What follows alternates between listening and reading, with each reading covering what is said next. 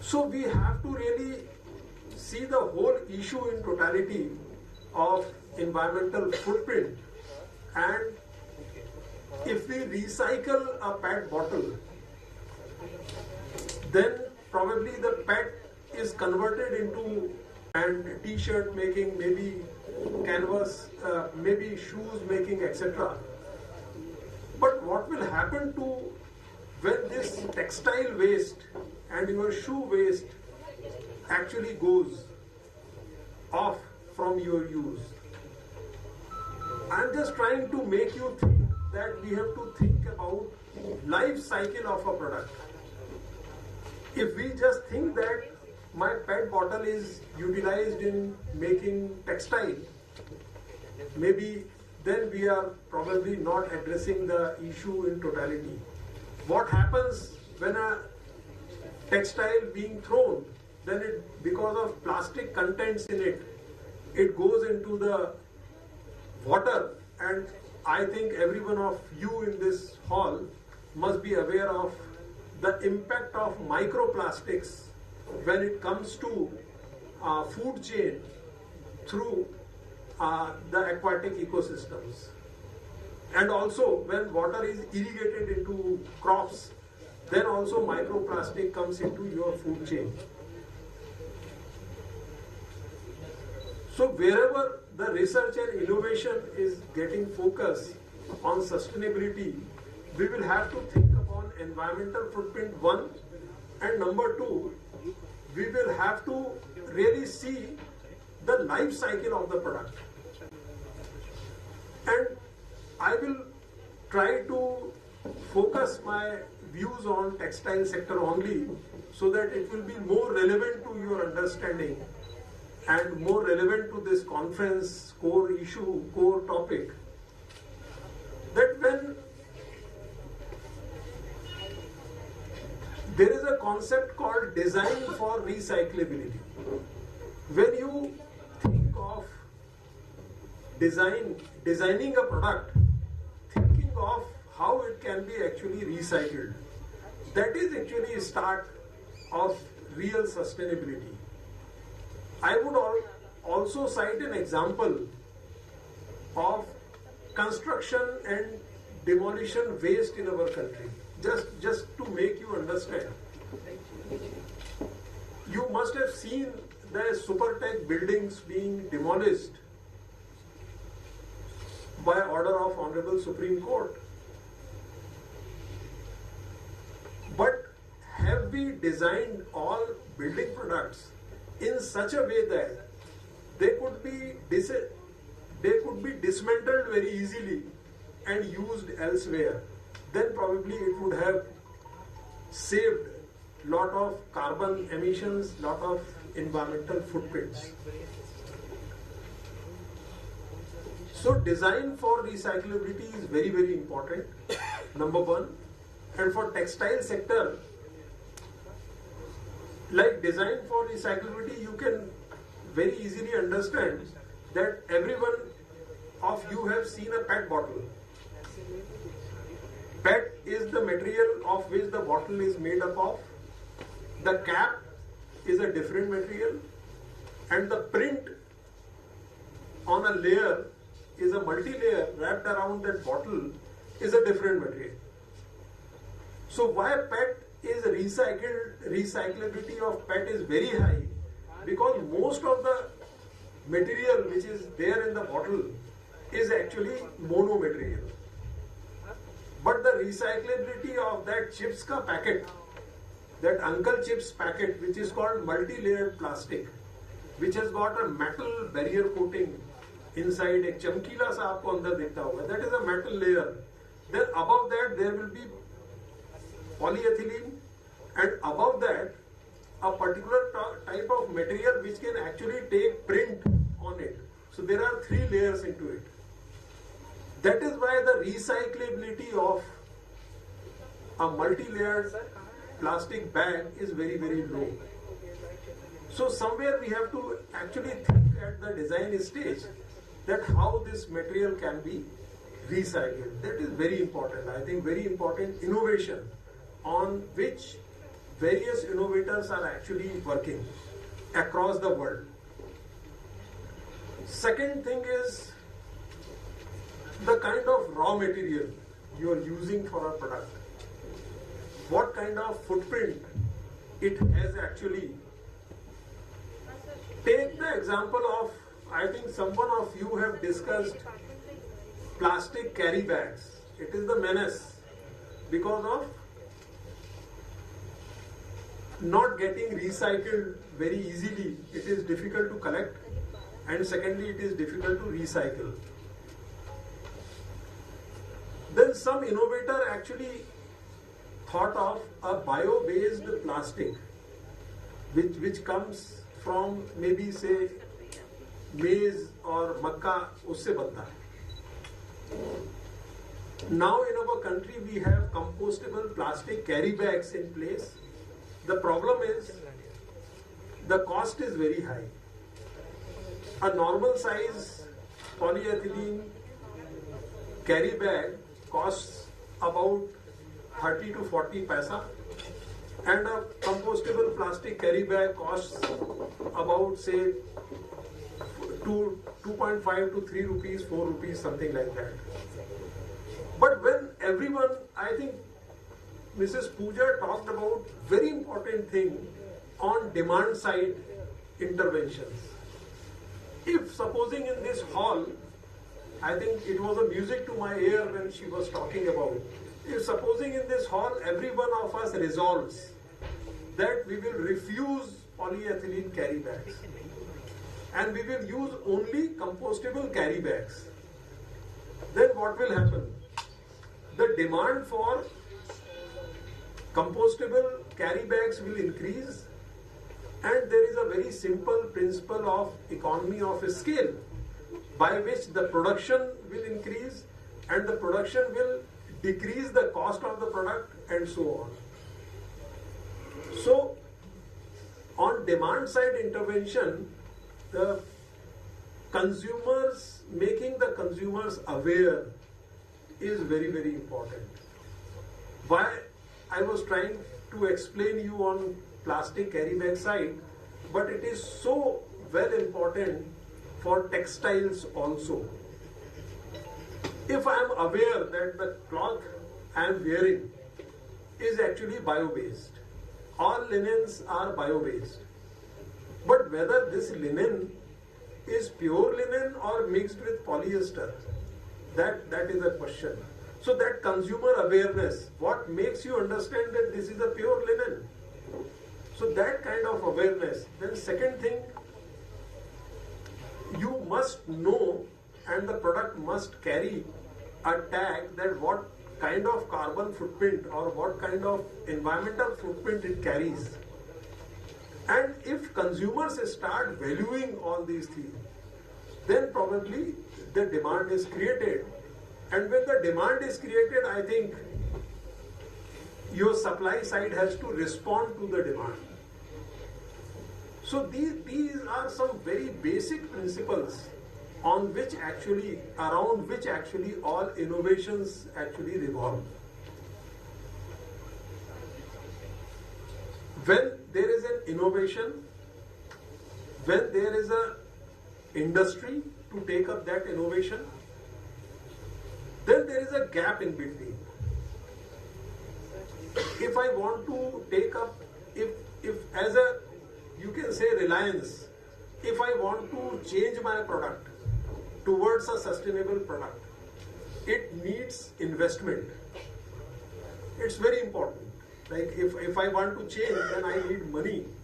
I need to purchase a bio-based raw material. I need to put scientific brains, teams to make some design interventions, and also I have to develop a very robust marketing policy for getting my product being sold. So all this needs investment. So when the question of investment comes, then the role of the government actually starts. The policy enablers becomes very, very important. You all must have heard about electric vehicle manufacturing and mobility policy of UP government. I am just citing very local examples so that you may understand it very well. What was that enabler? If you buy an electric scooty, you will get 30,000 rupees subsidy, which will up to large extent normalize the rate with your IEC, ICE internal combustion engine scooty. And the very important thing which has come up is battery swapping. The cost in an electric scooty, the 1/3 of its cost is actually the cost of battery. And if you are not buying battery with the scooty, then your scooty is very cheap. And there are battery as a service vendors around where you can actually rent a battery, put it in your scooty and give it back when it gets discharged. And again you have to just deposit some security and you have to just pay some rental for that. So this is how the cost is reduced. Now the second concept which needs to be understood is the total cost to the owner. These are very simple things, but actually science revolves around simple things. TCO, total cost to the owner. If I am able to spend say 16 lakhs for a vehicle, then if I go for Tata Nexon, just not giving example to promote Tata Nexon, but if any electric four-wheeler if I want to buy, the upfront cost is very high. But if I am aware that total cost to the owner distributed in a period of say 6-7 years would be actually very, very less. So that kind of understanding, TCO, has to be understood by the consumers. So when Mrs. Pooja was speaking about demand side, so I think all these things have to be made aware to the consumers in order to promote and in order to actually upscale the sustainability on demand side. Coming to the supply side, then your production, raw material, and the very important thing is there are two things which are very, very important on supply side. One is resource efficiency. I think one of the speakers has talked about, I think you only talked about efficiency of, you have to reduce your electricity consumption, etc. Electricity is a resource. So for every resource, you have to actually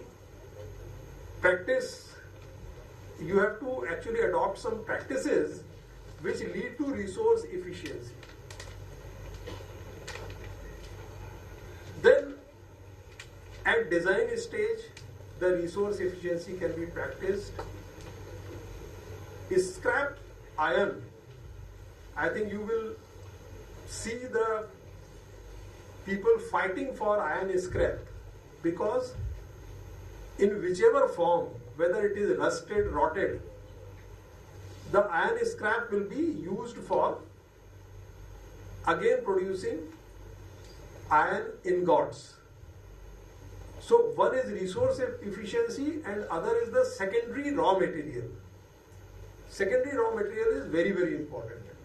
So all your resource, you are not actually putting pressures on your virgin resources if you are building a kind of a recycling of the resources in your production processes.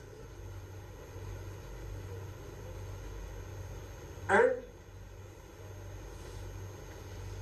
on top of it, a very important thing is increasing the life cycle of a product. If I use a product, throw it, the life cycle is just, you can say, product is in the shelf for maybe 1 month, you use it and throw it, life cycle is 1 month. How can you actually increase the life cycle of the product? For that, I think the Buddha story is very, very important to understand. There was a disciple of Lord Buddha. He said कि मुझे कपड़ा चाहिए, मेरा कपड़ा फट गया है. तो भगवान बुद्ध ने उसको कपड़ा दिलवा दिया. बाद में भगवान ने उससे पूछा कि कपड़ा ठीक है, आपको ठीक ठाक आया? उसने बोला जी बिल्कुल ठीक है. And he went to his room and started, I think, meditation.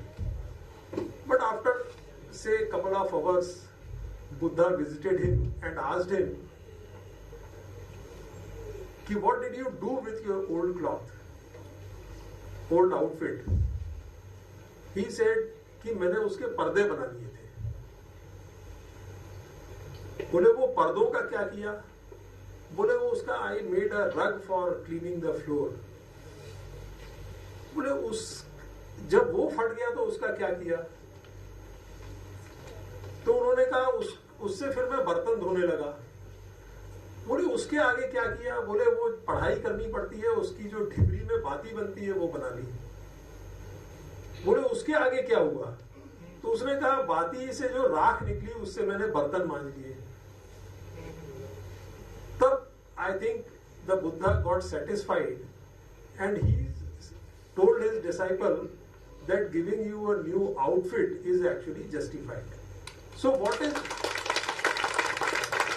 the increase in the life cycle of a discarded this thing and a perfect circularity? Ultimately it has come from the soil and it has gone added to the soil few minerals in the form of ashes. What is ashes? It is carbon and few minerals. It is got added into the soil. So the circular economy is actually a thing. If just plastic packaging bags, I still remember my mother used to collect all zipper bags. Now they can be reused. You just clean it and reuse it. So a little innovation of having a zip on a packaging plastic bag makes it reusable so many times. You can use it so many times. So that is the second. That is the third thing. So it's not a magic that you can reduce all your waste at one go. No. You have to actually resort to so many interventions, so many innovations. We organized a small, you can say, hackathon on reuse 7R principle: reuse, refuse, rebuy, refurbish and whatnot. So that hackathon, I think some college students participated, and one student was like, very innovative ideas were there, but one of the students didn't do anything during that competition the whole day, and then he simply came with this high-grade plastic cooking oil can. He came with that can. So I said, what did you do whole day? He said, I was just thinking that with little design intervention, can this oil can be converted into a water sprinkler on flower pots? So we give them third prize. We gave them third prize. So he was trying to innovate at a design stage that how a Saffola ka can be converted into Hajara, so that to improve its life cycle and reusability. So he said it can be converted. You just put you can say a shower front as a, you can say, gift to the user, and it will motivate him that I will use the oil and later on use this cane as a water sprinkler for my flower pots. So these are some very few, very, very small examples of innovation where actually, see, the science is actually, if it is made complex, then it is really difficult to understand. But if science is a very simple thing, and if all innovations are very simple, the only thing is you have to think differently. So this conference, I was going through the literature, the abstracts, very cursory look I have done. So I think some very ready to practice, I think things must come out with such conferences. Of course, a fundamental research is there, but the challenge is how to convert a fundamental research into applied research and then into action. These are the gaps in our academic systems. So that boy to whom we gave third prize in our hackathon actually was on application side and gave us an idea that how to actually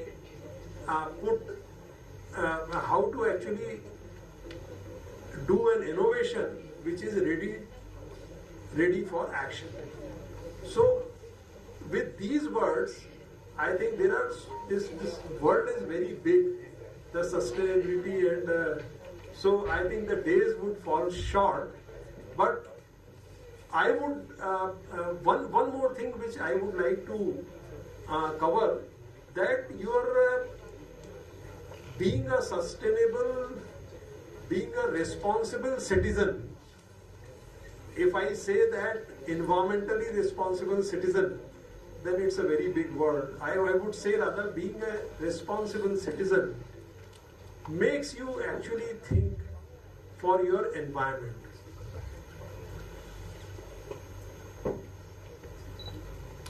What kind of waste is generated in your house? My friend, who is an expert in waste management working in United Nations Development Program, he is a solid waste expert. So he very fondly says that waste is a waste if not segregated. Waste is a wealth if it is segregated.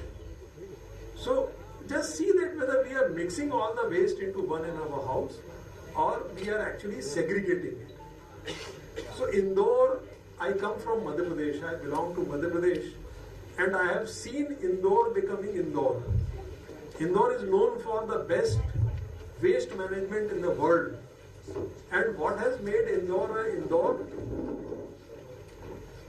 The segregation at source. And the mobile app which Municipal Corporation of Indore has, the mobile app tells you that your garbage vehicle will visit your house at 10:15. The accuracy is plus minus 5 minutes. It's a dustbin-free city, 100% segregation at source, 100% payment of user charges by households, and people are so proud of being Indorite that they continuously from last 6 years they are top in Swachhata ranking in our country, and they are known worldwide also. So being responsible citizen, like if we go out we have to wear a helmet, that is also a responsible citizen. But we do waste segregation also, and what kind of water use efficiency, that has to be, and the same has to come to the corporates also. Like textile sector is very, very water guzzling, but I have seen some you can say change makers, some units, personally I have gone and seen them where 100% recycling of water is there. They just use 10 to 15% of virgin water, rest of the water is recycled in